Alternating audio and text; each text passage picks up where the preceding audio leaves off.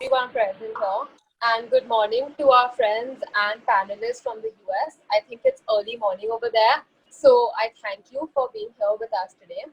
Now, this is an intriguing term that we've come across today, which is a fishbowl discussion. Those of you who are not familiar with the concept, a fishbowl discussion is like a version of a Socratic discussion. In a classroom setup, it is typically student driven.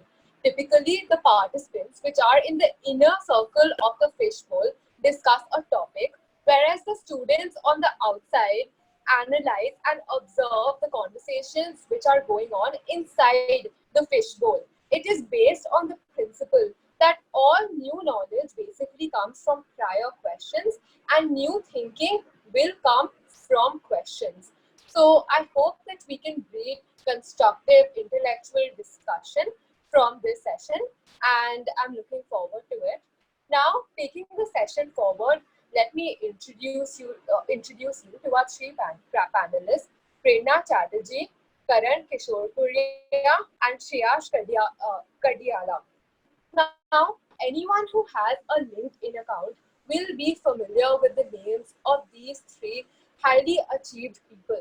I think we all join Millennium Youth to learn something and to achieve something which is out of the ordinary and be a little different and diverse. And I think these three panelists are absolute reflections of what we want to be in the future, which is why we are extremely excited. Let me introduce to you one by one the panelists and everything they have done. Starting with Prerna. Now, Prerna has created business value through sustainability.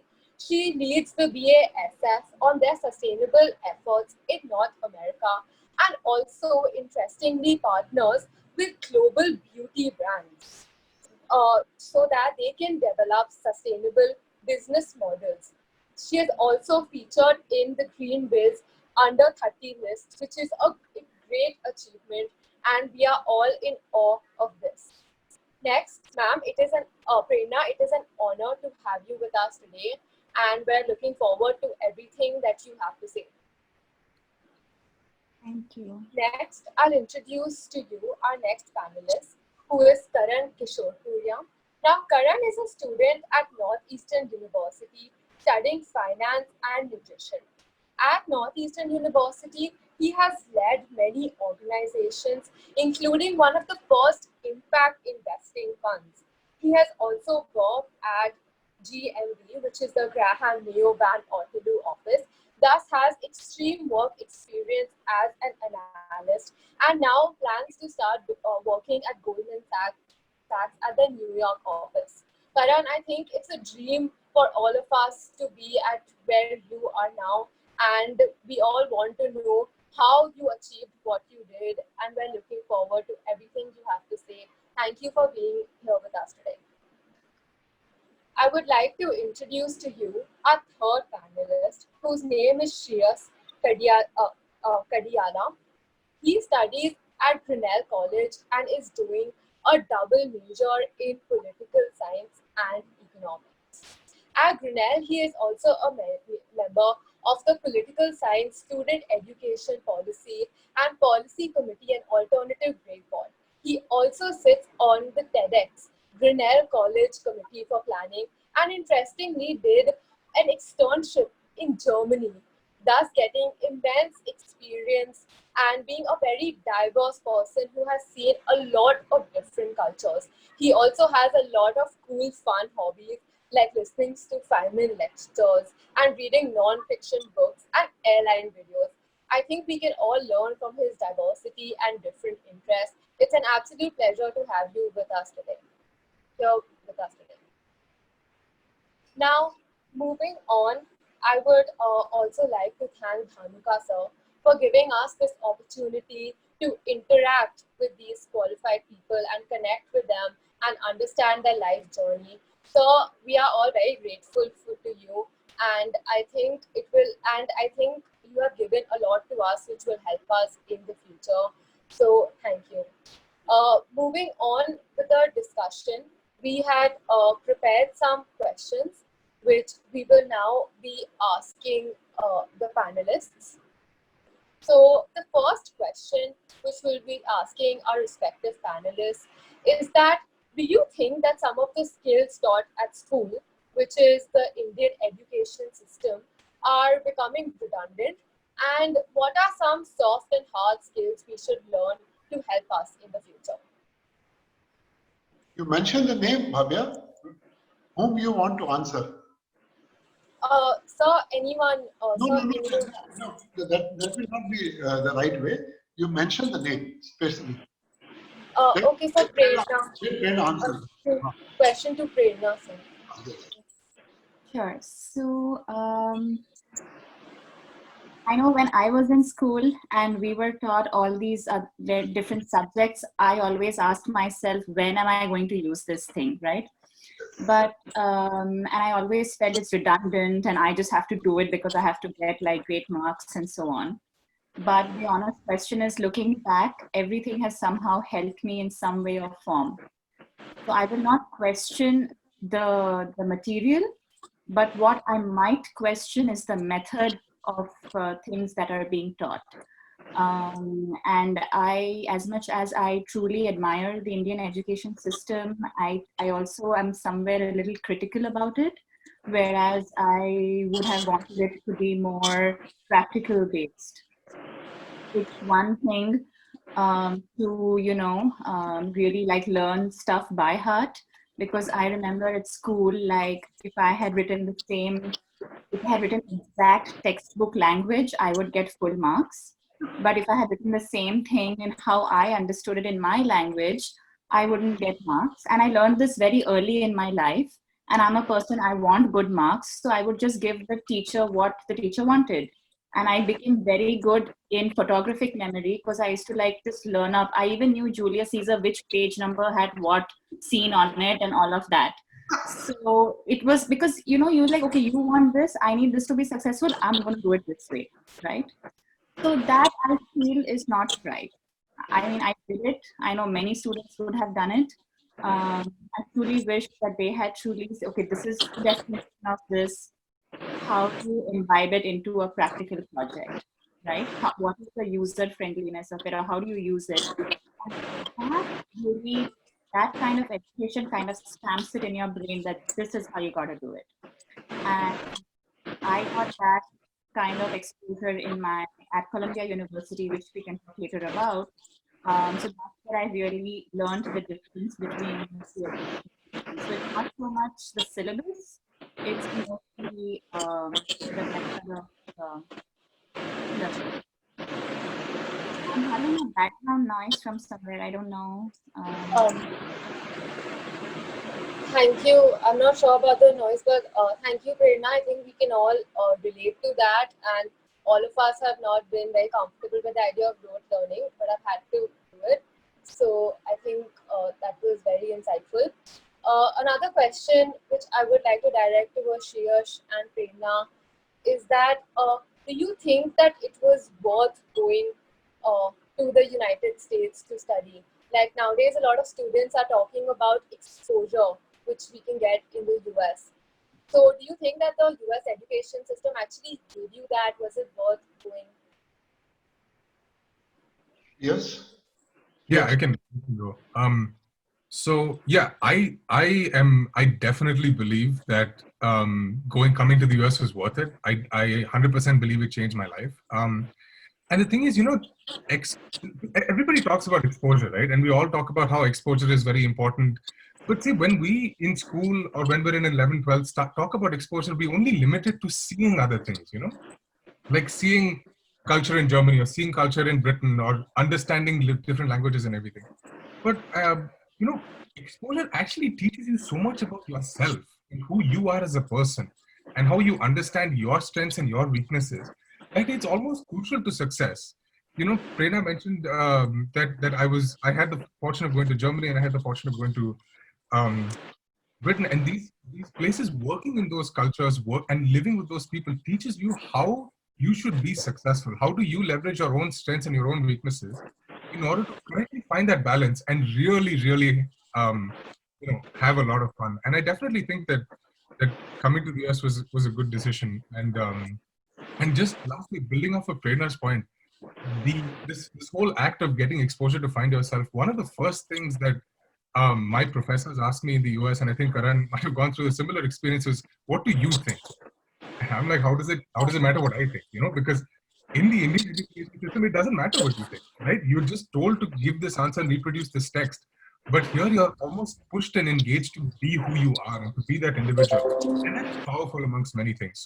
So yeah, I mean, that exposure is definitely seeing, but it helps you understand more of who you are as a person. By definition, it's very important. Okay, thank you so much. I think that's great. We're all we were thinking about this question a lot as we make the decision whether to go to the US or not. My next question is directed to Karan, and since you did so much in your college life, we want to ask you that what really inspires you to be driven, to be motivated, and to always work hard. So, Bhavya, if I can, I'm going to also answer the previous question a little bit. So Yeah, I sure. think I think exposure exists everywhere. Today, I live in a multi-storied building. There are 40 people I don't know. There's exposure here. Okay, so when you go to America today, when I went to study in Boston, both my parents have never come to America. They don't know where I study. They have no idea. So when I went all alone, and exposure is what you make of it. So I decided pehle se that I don't want to go in the typical Indian route of partying every weekend, making same old Indian friends, staying in my comfort zone. So I really, really tried to go as as differently as possible. I failed a lot, but I'll tell you one thing. On my 19th birthday, my first birthday away from home, I decided to eat a meal with 20 strangers in a restaurant, and I treated them all. And they had no idea it was my birthday, but I was just enjoying a conversation of them not knowing it's my birthday and it's my birthday. So small I can't do in Calcutta, because wherever I go, I'll find friends. So getting exposure is what you make of it, and I've failed a ton, and that's how you succeed in life as well, I think. In regards to motivation today, my parents, I didn't get a scholarship to go to America, so they were paying a huge amount. So they were investing in me to go to America. So if they're investing in me, I had to make sure that I'm giving them a good return on investment, a good ROI. And how you do this is by working hard, having fun, etc. So from the very get-go, I tried to find those unique individuals who had come to college with a similar vision to have fun, but to really make an impact in the world. So whenever I go to an event or I'm outside, there's three words in my head: Dunya badal dalo. So with those three words, I'm going and attacking every event. I remember this morning, I was at a networking event by BNI Taj. There were 80 people at the event. They all gave introductions, and at the end of the event, I was noting down every introduction I liked. And after the event, I sent out 30 LinkedIn requests to all 30 people, and I hopped on 4 calls from around 3 to 5 p.m. So exposure and motivation is what you make of it. And when you surround yourself with 10 other Prerna Chatterjees or 10 other Kadiyalas, that's motivation is normal. Then they aren't sleeping in on a Saturday morning, they aren't sleeping in on a Sunday morning. They're working hard. They are having fun, but they're working very hard at it. So I think building a network, and when working 40, 50, 60 hours a week is a normal for people around you, that becomes a normal for you as well. Thank you, Karan. I think it was great to hear that it's more the mindset than the place, and we can be anywhere and stay motivated. Another question which I would like to address. Bhavya, if I may interrupt, I just want to mention something about networking. Yeah. Sorry, because we're on the topic of networking. Guys, networking is going to be your biggest asset. Let me tell you, yes, education is there, but I truly appreciate what Karan's doing in terms of reaching out. You have to develop a very strong network. So one thing good about US education is they truly bond you very well. Like I have the Columbia network I can tap into anytime for my resources, for helping out, or any topic, even job related. If I'm stuck at work on a topic and I don't know much about it, I know I have my resource, right? And not just that, even networking outside an event, make that your richest asset, because that's what's going to really help you kind of move forward. And as far as exposure is concerned, it's a different level of exposure that we are getting over here. And I truly encourage each and everyone to have if not US, some abroad exposure to truly bring that into your life. Because I remember my first day at Columbia University, surrounded by world-class professors. So already I'm in awe. I'm thinking I am like in, I don't know where I am, like it's everything fine. And my biggest surprise is the person who was sitting next to me was an employee of the World Bank, of a senior position. He's a student. And I'm just like, oh my God, aren't you supposed to be a professor? Like, am I going to study with you? So it's just not learning from professors. You're learning so much from your own classmates as well. Because in the US system, the masters, people from all age groups can join in. It's not only the young crowd. So you're learning exposures, you're getting exposures from different level of people. I had VP of HSBC also as my classmate. I had like the World Bank guy as my classmate. And I'm just like, can I be here? Like you kind of question that, and then you answer, you know what? I am here. Like, I'm going to make it because I am here. I am with these guys. And that's how you kind of build on that confidence. So I would say definitely investing in yourself in terms of your career and really taking that lead, and never stop networking. I feel that even if I go for a coffee with someone from a networking session, I will come back with another business card from that person. I'm not going to stop at that. He end every networking conversation with, so who else do you think I should meet? End every conversation with that and get 2 more names out of that person. And you reach out, like keep building this chain and immediately send the LinkedIn request. Like don't wait for a day or a 2 day, hit the iron when it's hot. So exactly what like Karan was saying. Also, just quick add, India, for those of you staying in India, there's a lot of exposure here as well. Dilip Sangvi, Alan Mittal, R.S. Agarwal, R.S. Goenka, Sushil Jhunjhunwala, a lot of people, top business people from Calcutta. The names you think of when you think business are all studied in Bhawanipur, Xavier's, Bithal Vidyalay. So India में भी बहुत कुछ करने को है and exposure बहुत है, तो जिन लोगों को करना होता है लोग कहीं भी कर लेंगे.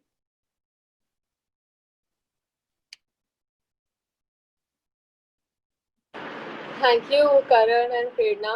I think that really helped us and intrigued us a lot on your ideas of exposure and networking, and also telling us how to start early. So that'll be really beneficial for us. Another question that I would like to direct towards Karan and Prerna, since they've been working in the work sphere, is that how would you define success in today's time? Is it different from what you thought when you were in college or in the starting years of college? Okay, I'll take a stab at that. So I think success for me doesn't come in a timeline. I think when I was in college, I was definitely younger, and then trying to think that, oh, if I achieve so much by the age of so much, I'm like successful. Like the more I do early in life, that's great. And honestly today, that's mad. That's not great. Success is here for the long run, I feel.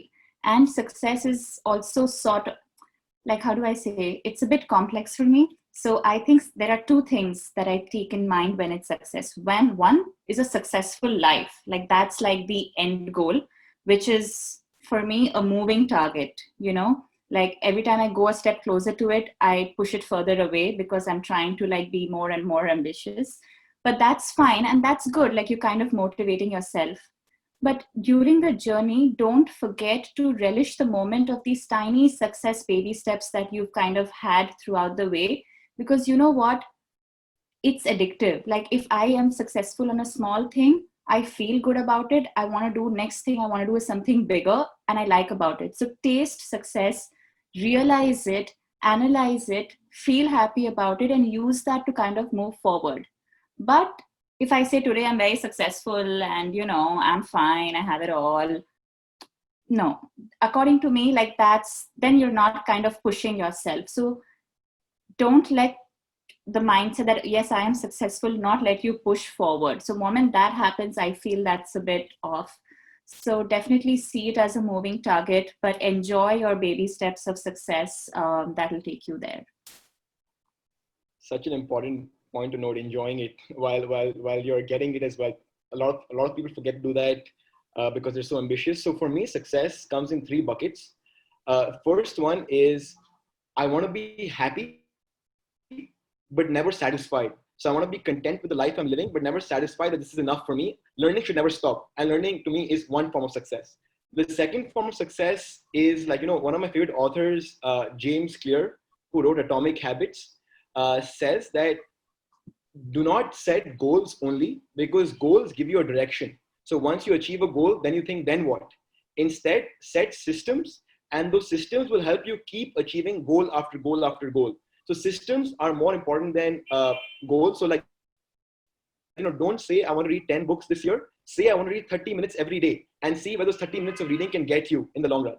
And thirdly, I think it's my parents going out on the streets and some guy saying, Karan ka father hai, or Shruti ka father hai, Karan is a good guy, and then truly being remembered at the end of the day for making on this world. And I think one thing to note out here is that, when I was in college, I thought Goldman Sachs mein ho gaya to successful. When I got to Goldman, I thought if I get this award, which is really prestigious in my university, if I get that, successful. But after each milestone, there is a bigger goal and a list. So I think as long as at the end of the day, you're happy and I can make a true impact on the world. And by the world, I mean even one person in this room, I will consider myself to be a little bit successful. I just want to add a small thing to that. And so, I mean, 110% agree with everything that Karan and Prerna have said. And I think something that is important to me when I'm thinking about, so I don't have a job, but like internships or research assistant position or something, is to always remember that your main competition is at the end of the day yourself. You are trying to be a better version of yourself, right? I'm not trying to run faster than Karan. I never will, but that's okay. I'm not trying to outpace somebody else. I'm not trying to do anything. I'm trying to be a better version of Sriyansh. I'm trying to get more and more. And it just to Prerna's point, it is difficult to get to the starting line. You have to acknowledge that, and you have to use that as motivation that you've made it to 0, and now you can go, leaps and bounds ahead of that. So yeah, just wanted to put that out there, that the main goal in my mind, at least, to be successful is always to be a better version of yourself. Okay, so thank you, Karan, Sriyansh, and Prerna for kind of redefining the concept of success to us and telling us it's more Sir, about please progress. unmute, please, sir. Sir's on mute. Sir wants to say Please something. unmute, sir. We could not hear you, sir. Sir, please unmute. Okay. So I want to ask this same question to all 3 stars of Millennium Youth, starting with Karan. What makes you think that you will not become the richest man, or you not figure out in first 10 richest man in the world? So I think like everyone, there are ups and downs. Like I have good days, bad days. Karan, don't give me a political answer that I define richness differently. I don't. I am talking about money. Like Mr. Facebook, Mr. This, Mr. That. What makes you think that you cannot become a richest man or one of the richest men among 10 in the world? So I'll give you a very straightforward answer then. So whenever I go into a room, right, I never think I'm the most talented guy. I never think I'm the most handsome guy. I never think I'm the most smart guy. But one thing I know is that I'm, if not the most hardworking guy in the room, one of the most hardworking guys in the room, because I don't mind sacrificing my now for my tomorrow. And I think a lot of people are not willing to do that. Like, I'm willing to work in the dark when others are not watching me as well. And the reason sometimes I think I'm a very positive thinker. I'm very optimistic. So I think I'll make it. But if I thought if I'm not going to make it, it's seeing sometimes other people, like, when I was in college, there was a guy called Keith Corso in my college. So I thought I'm one of the best guys out there when it comes to networking. I am a true beast. Like, if I go to an event, I will meet every person out there and at least touch them in some kind of a way or form. When I met this guy, I thought this guy is my grandfather. So what I did was that I made this guy my best friend, and I learned as much as I could from him. So instead of looking at him as competition, which he was, I looked at him as a point to learn and become as good, if not better than him. And now every month we actually hop on a call and discuss how we are moving towards becoming successful together. So when I come across people who have the same drive as me, I feel that that might cause me to be number 11 on the list. But more often than not, I'm thinking I'll be up there, hopefully. Okay. Sriyansh, little more straightforward answer, not complicated answer what was given by Karan. To be quite frank, I'm also a pretty positive, pretty optimistic thinker. So nothing really stops me from thinking that I'll get to the list. But one thing that generally I see that impairs me is this thing of this distractions. There are some distractions which like, okay, it's not money. Let's think about something else. It's not money. Let's think about social good, or let's think about economic cost accounting. So I think that is something that will definitely slow me down, in the sense that I'm somebody who likes to put others ahead of me, and I always think about how somebody else can be benefited by my actions. It's a positive externality. But that's the only thing. I'm somebody who will readily give money away to causes like Black Lives Matter and legal funds and everything. So I think that is the one thing that will put me at after Karan on 12 on the list. But other than that, we're fine. That is also 3 years equal to reaching to the top. I'm not saying when you become the richest person, then only you are successful. If you are, known person, or if you, if you have done something different and very big, so do you think that you will achieve that dream? Your heart doesn't have that dream. Do you think that you? Definitely. And I think I definitely think and the one thing I'll say is I think I'm achieving that dream every day. Every day where I help someone smile, or I help someone through the problem, I'm achieving that dream of being remembered, of being noticed. I can't tell you, sir, the number of times somebody will go up to my mom and be like, "Hey, you're Sriyash's mother." No, I'll be like, "Oh my God." So That's what Prerna said, Shreyas. Yeah. Every day, whatever you are achieving, you should enjoy. But ultimately, say the larger picture should be that Shreyas Kadiyala, after 20 years, will be known throughout the world as a richest person, or as a person who is involved totally into social service, whatever. You have put a mark on your life. No? Yeah. Do you think that you are having that dream? Yes, definitely. 100%. Prerna, don't give political answer like Karan gave. So like how being the top 10 richest in the world is a metric, my metric for being the top richest is actually driving most sustainable change. Like when somebody says sustainability, Prerna has to be the next word, right? Like I'm going after that. And as of today, I don't think anything is stopping me from getting there. I am confident that, I've been working in the US for 5 years now. And out of the 5 years, 3 years, it's in the beauty industry. So with the L'Oreals and Estee Lauders and all of that. And I'm very confident and very happy to say that within the beauty industry, which is a small industry, if they say sustainability, all the brands will reach out to me saying, "Hey, Prerna, can you come and help me here?" So I know that in this small industry, within 5 years, I'm happy with what I have achieved, but it's not enough, because I need to go into automotive industry, I need to go into building industry, I want to be sustainability for all the different industries, right?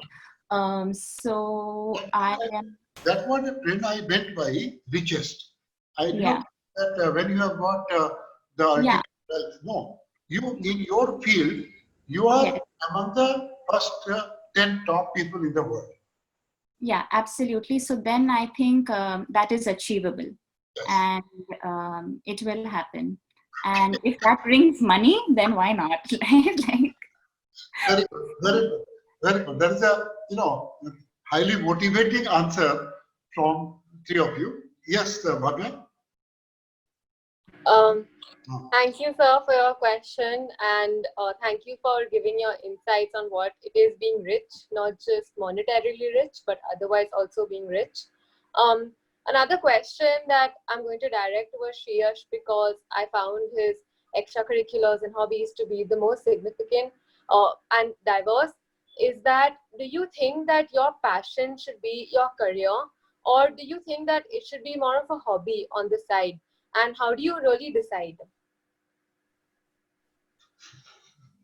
That's a great question.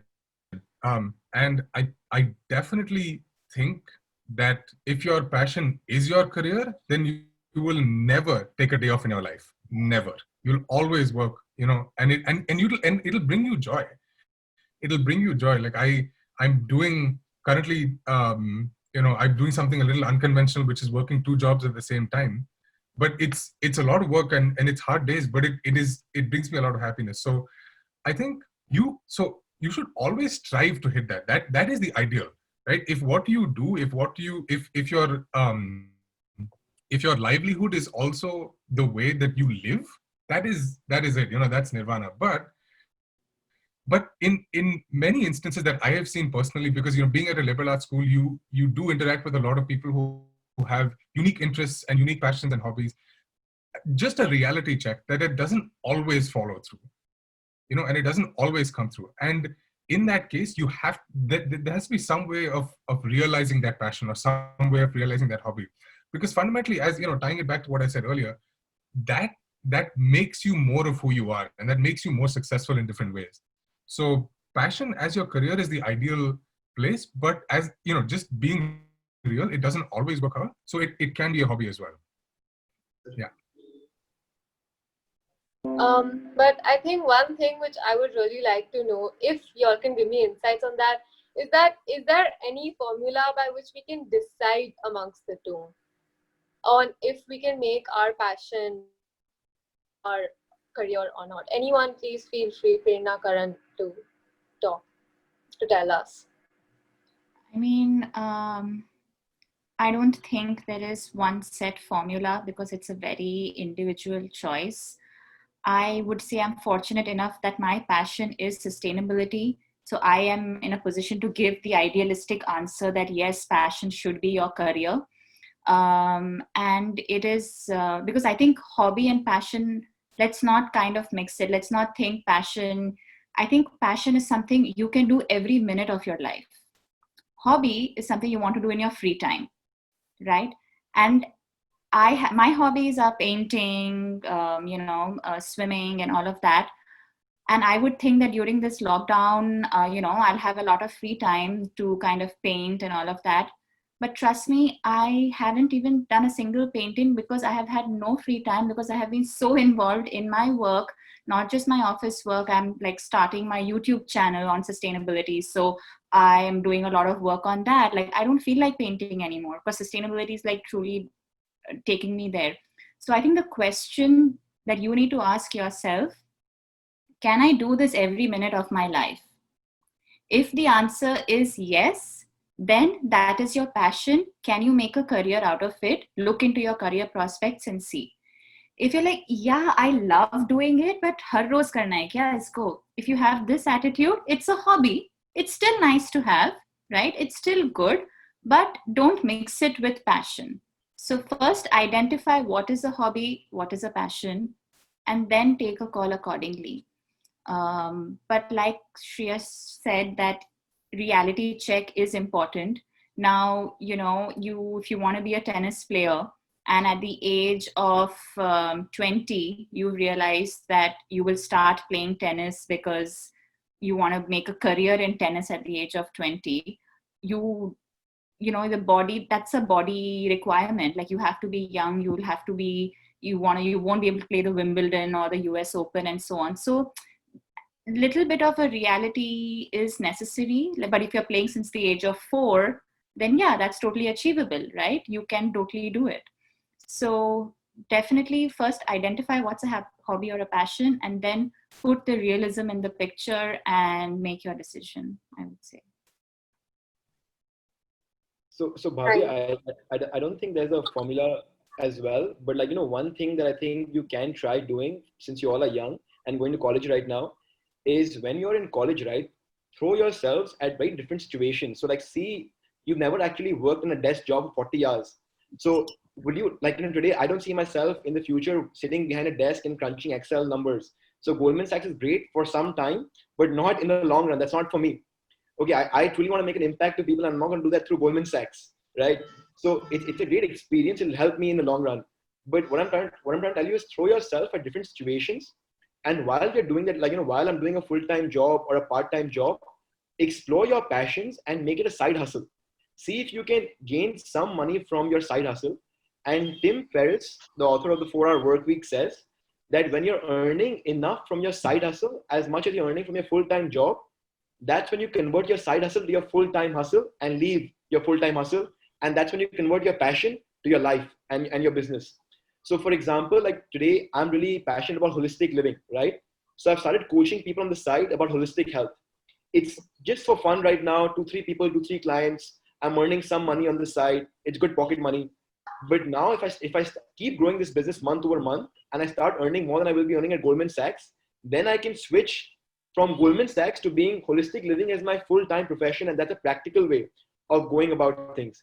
And ideas are great, passions are great, but execution is everything. So you can think all you want, but if you don't act on it, passions are just a pipe dream. And I just want to quickly underscore something that that Karan was implying is that I play a little bit of devil's advocate here, but one kind of side formula to making your passion your career is undoubtedly hard work. I have in every instance I've seen that if you're willing to, as Prerna said, if you're willing to do that every minute of your day, then you will make your passion your career. And I want to kind of give an example. If you want to look this guy up, his name is Jeff Dunham. Okay, and he, I think, is the best example in the world of a guy who's made his passion his career. He is retired now, but he used to be a professional ventriloquist, and that is basically he made a career out of making dolls talk. Right. So, I mean, that's the best example of your passion evolving into your future life. Hard work is one of the requirements. It's a prerequisite. And the hard work will come easy if it is your passion. If you're truly 100%. like doing something else and that hard work will look like, oh my God, I'm working 17 hours a day and all of that. But if it's your passion, 24 hours go by, it's fine. So you will work that much harder. You will give it that much time. And it will, yes, it is difficult, but the hard work will not be the difficult part of it. That will come easy from you. It won't be taxing on your brain. So. Thank you, Prerna, Karan, Sriyansh, for sharing this. I think this makes our choice significantly easier and helps us to think about what we really want to do at this stage of our lives. Now, another question which I would like to direct towards Karan is that with the world moving towards techno-humanism and artificial intelligence, what are a few of the really significant changes in the next years, and how does one keep evolving with the changes? Please, if you all have any, Prerna and Sriyansh, if you all have any insights, please share. I just directed it towards Karan. Perfect. So that's a great question. So one thing I want to highlight is that with the world moving towards techno-humanism, facets of humanity will never change. So be more empathetic. That's probably one of the biggest qualities you can have in this techno-humanistic world. Understand people's situations. Satya Nadella, CEO of Microsoft, the one question he asks himself every year is, have I been a more empathetic self than my last year? And if it's yes, it's been a good year. So I would say build on those humane qualities. Second thing is keep adapting. So the world is now changing, I would say every day, not every year. Every day there's a new big update. There's a generation gap between myself and a person who's 1 year junior to me.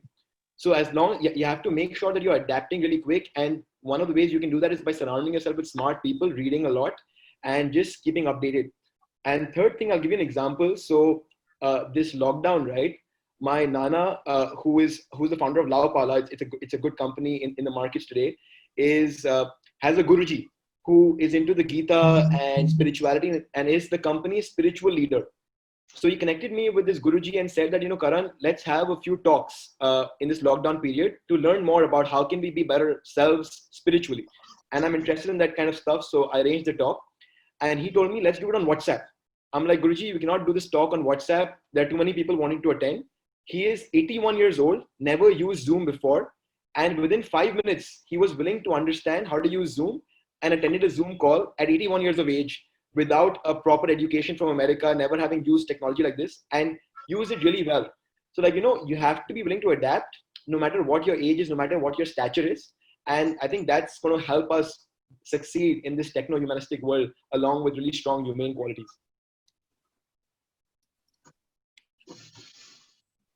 Thank you, Karan.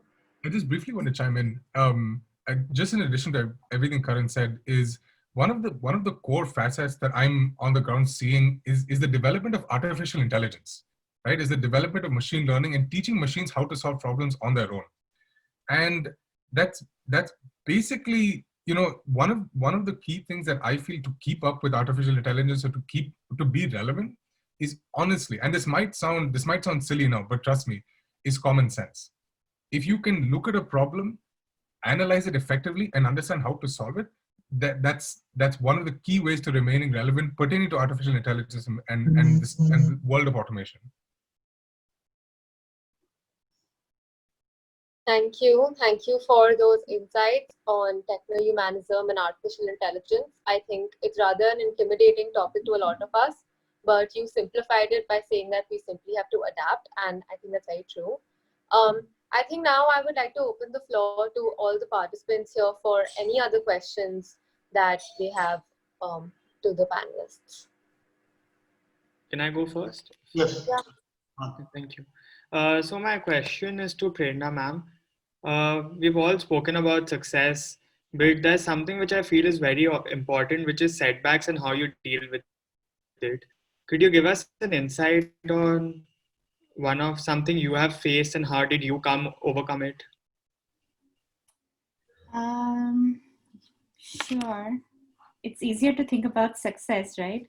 But talking about failures, often I've heard folks say that failure is a step closer to success and all of that. But but fail fast. Listen, we don't have time for failures, okay? Like fail fast.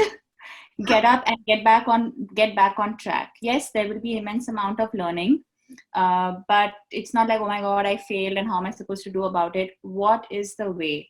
How do I get around it if I'm not able to get through it, right? So I think don't waste time on a failure. Definitely take the learning from the failure and immediately get back on track.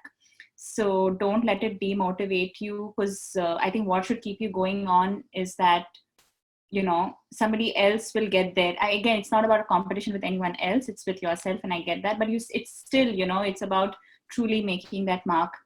I'm trying to think of a failure example, and I don't think I'm doing a good job of that. Let me think. I don't know. Let me think about it and come back to you. No issue. So Hardik, if I start, I love to fail, and the reason I love to fail is because you only fail when you're trying to go somewhere above your potential. So today, my aim is to be on the Times Magazine cover page, and I failed at that. I'm happy failing, but I'm going to succeed eventually. So fail better, fail often, and then succeed.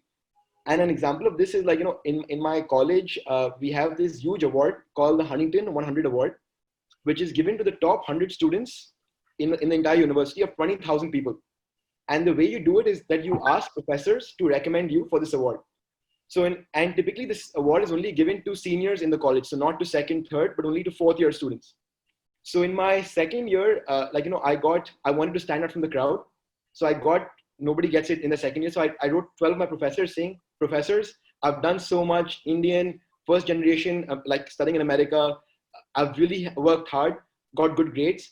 Please recommend me. 12 professors recommended me, and I told my mom, ho jayega, 100%. 12 professors recommend kar rahe, ho jayega. When I got the email, I did not make it. And I wrote to the awards committee saying that, ma'am, I had 12 people recommend me, why did I not make it? They said that, you're still too small.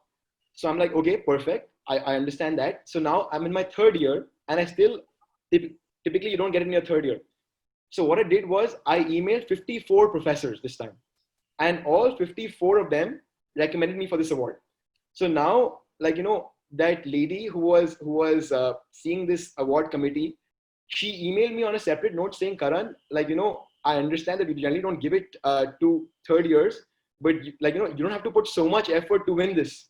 It's okay, you can win it in your fourth year.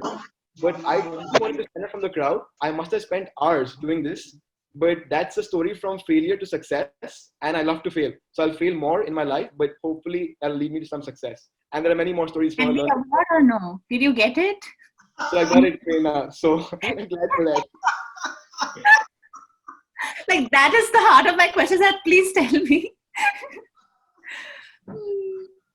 And Hardik, I guess there are times when these failures haven't led to successes. So I've applied to many places before multiple times and they haven't chosen me, and it's fine. They're lost because I know what I'm capable of. I know what they're losing out on, and you have to know your worth at the end and know if something is not to be, it's not to be. Move on. But here the point is admire the effort. Admire the effort that has gone behind in getting that one thing that the person wants, right? Yeah, happened, didn't happen, okay. But look at the amount, that is the inspiration of a want, and even for me, everyone had told me, apply to many universities in the US. Kahin na kahin to mil hi jayega, right? But I don't want to go kahin na kahin, right? I knew that I like this course in this particular university and I will only apply there. If I don't get it there, I'm happy, because that time I was working in Germany. So I was I'm happy with where I am. I just want to do better than what I can, and I will only go if I get into Columbia University. And I put all my efforts, all my everything into that one thing, right? So again, I think if you have too many things that you want, your energy gets dissipated in all of that. So focus on one thing and go all at it. Yes, sometimes, like we see, there might be a failure, but 9 out of 10 times you will get it, and have the belief that you will. But don't get disappointed if it doesn't happen. I mean, that's just one thing. But I think here the learning from Karan's experience is how to go at it, so just please take that as a learning from here. Thank you, ma'am. I have a question. Hello. Yes, yes. Hi. Yeah. So this question is open to all of the panelists. We have been talking about how we should make our career, our passion, our career. But is it always in the phase when we go to college that we will find out what we are passionate about? If not, then what should we do? Because honestly, I'm at a tough space right now. I was very keen to learn economics in college, but now my mind is shifting towards computer science, coding, programming. Is it a good thing? Is it a bad thing? Am I on a good track? And where should I keep headed forward so that I find that passion of mine? Any one person can answer. Sriyansh? Yeah, I mean, so just dialing it back to what we were talking about, the way that the US college system works is that it pushes you for self-expression, right? And it pushes you to think and you to express yourself. So more often, I think 98 to 99%, there is a very good chance that you would find what you're passionate about in college. And if and if that doesn't happen, if the 2 or 1%, you will certainly know what you're not passionate about, and that's something. Okay. And as far as going from econ to CS, economics to computer science course, I'm from what I've seen and from my experiences, both are highly relevant. Both have very wide-ranging applications. So yeah, I mean, you're not really, as long as you're passionate about it, and as long as that's something that you want to do, even in the face of failure, then yeah, go ahead, full steam ahead. Okay, thank you. So maybe I can, again, I'm not much into computer science or electronics field like you mentioned, but I can maybe give my 2 cents. Again, here, maybe the US education system, it lets you truly take classes in all different spheres, kind of, give you that exposure. But if you're not having that, just keep reading about the 2 fields. If I know in the US, in India, in my undergrad, I had to make the choice early on, before even knowing what mechanical engineering is, I stepped into mechanical engineering, right? But what did I know? I had read a lot about energy. I had read a lot about, maybe I had not come across the word sustainability then, but I knew it was renewable energy, and that's how I would see it back in those days. So I knew that I want to work in a field of the future. I knew back then that renewable energy and right now sustainability is where the globe would be headed. So when the globe heads there, I need to be ready for that. So that's how I kind of like backtracked. And then I realized, you know what, this is what I want. This is what I want to do. And it was just like, I got passionate about it.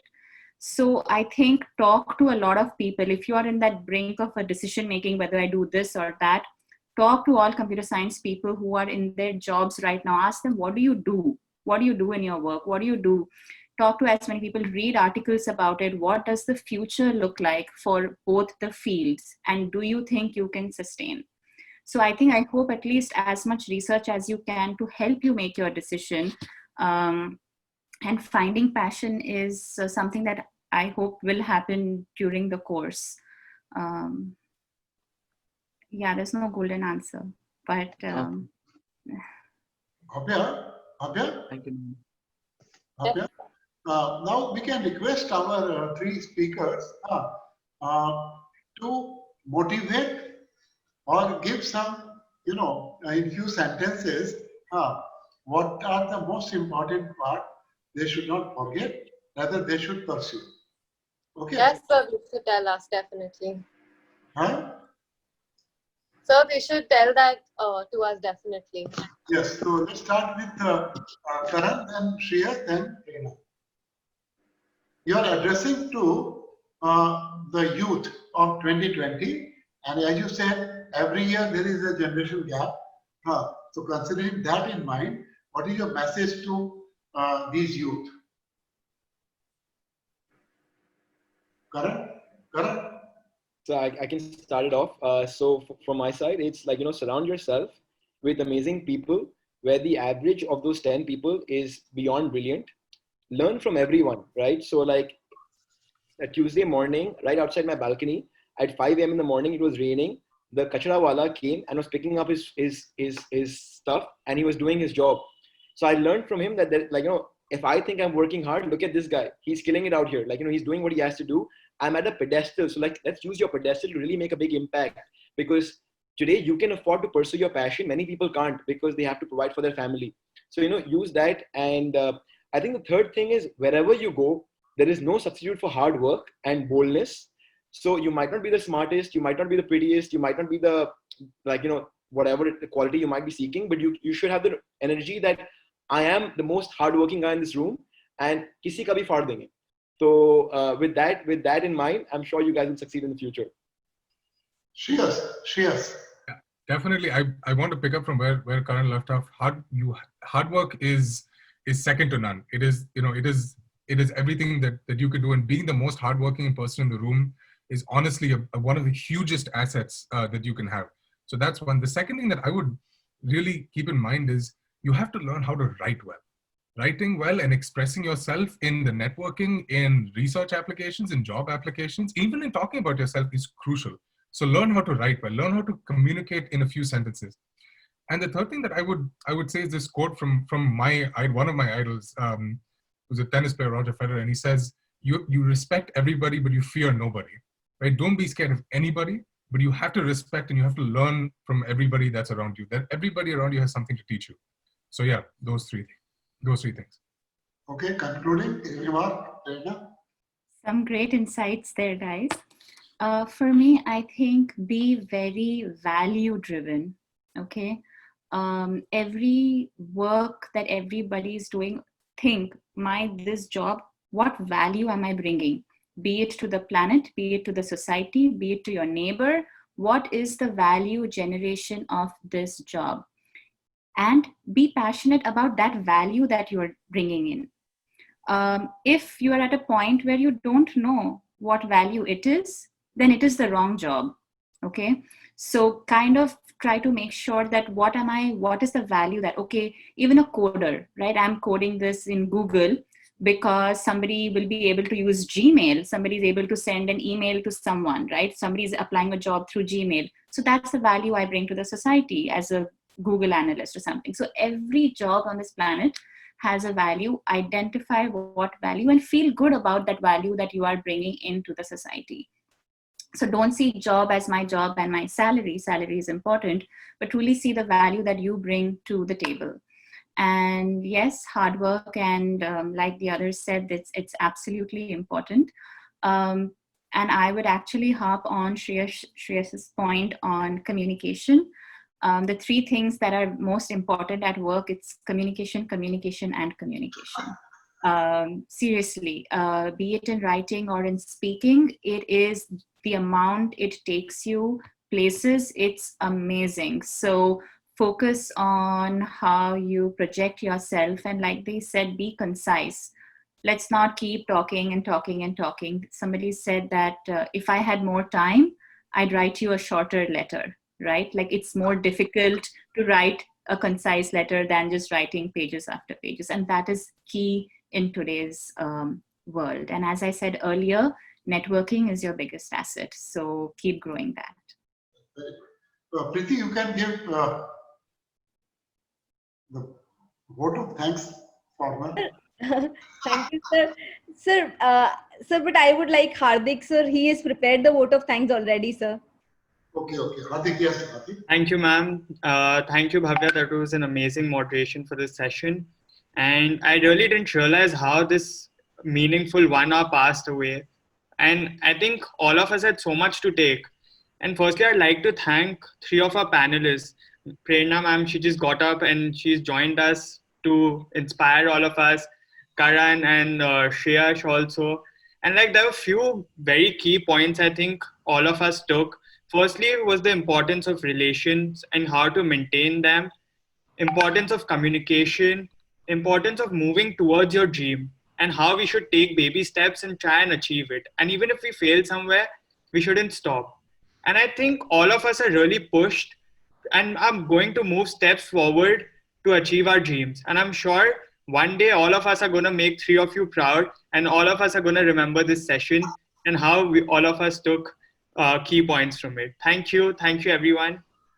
Thank you so much for having us. I'm waiting to be proud for you guys. You guys are go-getters and you have a great platform with Sir.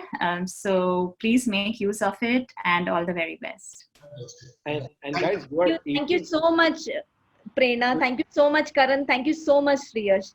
It was such a pleasure to have all 3 of you.